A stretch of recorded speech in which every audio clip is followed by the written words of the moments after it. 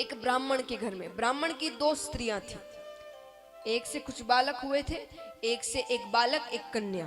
वो एक बालक थे भरत जी। वे कुछ नहीं कहते, चुपचाप रहते, जो काम करने को कह दो वो कर लेते। कुछ समय बाद ब्राह्मण ठाकुर जी के धाम गए।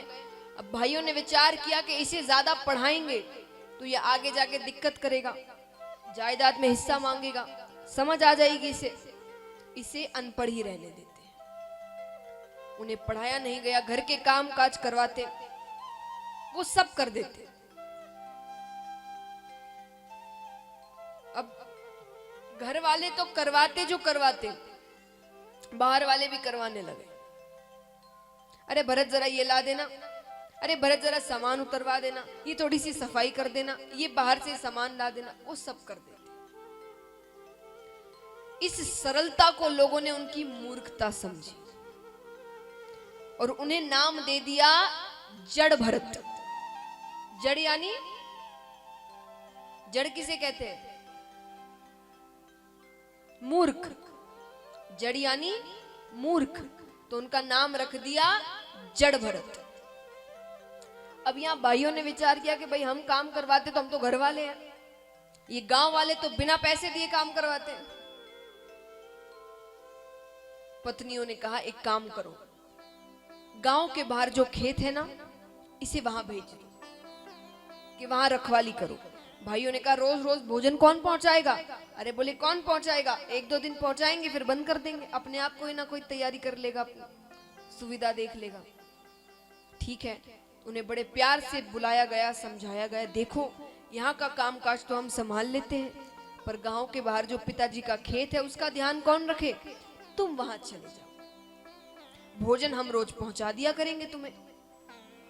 उन्होंने कहा ठीक है, फिर चले जाते हैं। 1-2 दिन भोजन आता है, फिर भोजन आना बंद हो जाता है। कई दिन हो गए, उन्होंने भोजन नहीं किया। अब उनके खेत के पास एक प्राचीन माता भद्रकाली का मंदिर था। ऐसी अफवाह उड़ी हुई थी कि उस मंदिर में अगर कोई बलि चढ़ा दे तो माता मुंह मांगा वरदान देती है। अब ये बात एक डाकुओं का गिरोह था, उन्होंने सुन लिया, उन्होंने ये अफवाह सुन ली। तो सरदार ने कहा कि भाई अच्छी बात है, काम करते वहां किसी की बलि चढ़ा देते हैं और फिर माता से इतना धन मांग लेंगे कि जिंदगी में कभी डकैती करने की जरूरत नहीं पड़ेगी। अच्छी बात है, वहां पहुंचते हैं, किसकी बलि चढ़ाए? तो सरदार ने कहा देखो आसपास कोई ना कोई बैठा होगा, उसे ले आओ। ठीक है, अच्छी बात है। जो डाकू है वो इधर उधर घूमते हैं, तो कोने में भरत जी बैठे हुए दिखते हैं। उन्हें लेकर आते हैं, उन्हें भोजन कराया जाता है पहले। अब वो इतने भूखे हैं कि भोजन मिलते ही दोनों हाथों से खाने लगते हैं। जब तृप्त हो जाते हैं तब एक डाकू को अपने पास बुलाकर कहते अरे आज कोई उत्सव वगैरह है क्या? डाकू ने कहा क्यों? बोले मुझे इतना अच्छा भोजन दिया जा रहा है। बोले नहीं, आज उत्सव नहीं है, आज तुम्हारी बलि चढ़ाई जाएगी। भरत जी ने कहा तो एक काम करो, रोज मेरी बलि चढ़ा दिया करो, पर मुझे भोजन दे दिया करो, मैं पास में ही रहता हूं। डाकू ने कहा कैसा मूर्ख है, इसे बलि का मतलब भी नहीं पता।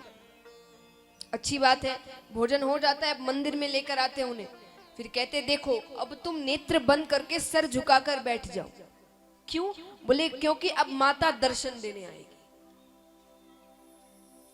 भरत जी ने कहा ठीक है, वे नेत्र बंद करके सर झुकाकर बैठ जाते हैं। यहाँ बलि चढ़ाने के लिए जैसे ही तलवार उठाता है वो डाकू, के वहां पर साक्षात मां भद्रकाली प्रकट होती है और माता और डाकुओं के बीच युद्ध होता है उस भक्त को बचाने के लिए। भरत जी यहाँ पर, अच्छा आप यहाँ देखिए, भरत जी को यहाँ पर दर्शन देकर ज्ञान प्रदान कर कर माता चली जाती है। अब ऐसा नहीं है कि ज्ञान मिल गया तो वे वापस अपने भाइयों के पास जा रहे हैं या अपना हक मांग रहे हैं, नहीं, वो उस खेत के पास ही बैठे हैं। उसी की रखवाली कर रहे हैं।